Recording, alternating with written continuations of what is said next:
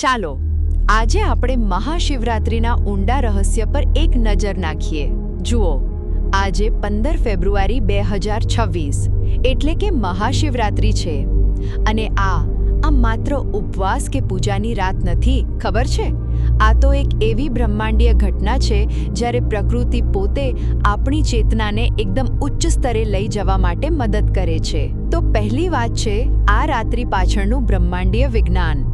થાય છે શું કે આ રાત્રે પૃથ્વી અને ચંદ્રની એક ખાસ પોઝિશનને કારણે આપણા શરીરમાં ઊર્જાનો જે ફ્લો છે ને એ કુદરતી રીતે જ ઉપરની તરફ વહે છે અને બસ આ જ કારણ છે કે આખી રાત કરોડરજ્જુ સીધી રાખીને જાગરણ કરવાનું કહેવાય છે, જેથી આપણે એ ઊર્જાનો પૂરેપૂરો લાભ લઈ શકીએ અને એક આધ્યાત્મિક જાગૃતિનો અનુભવ કરી શકીએ। હવે બીજું, આપણા જે રીતિ રિવાજો છે એની પાછળનો ઊંડો અર્થ સમજીએ।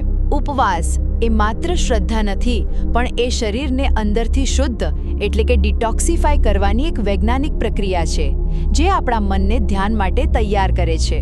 અને ઓમ નમઃ શિવાય જેવા મંત્રોનો જાપ એ મગજમાં શાંતિના તરંગો પેદા કરે છે જે તણાવ અને ચિંતા ઘટાડે છે।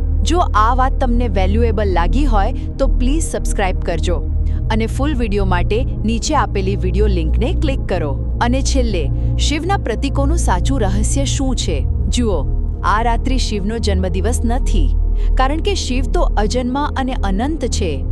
આ રાત્રિ એમના નિરાકાર સ્વરૂપને અનુભવવાનો એક અવસર છે। શિવલિંગ એ કોઈ અંગ નથી, પણ અનંત ઊર્જાના સ્તંભનું પ્રતીક છે જે આખા બ્રહ્માંડના સર્જનનો સ્ત્રોત છે।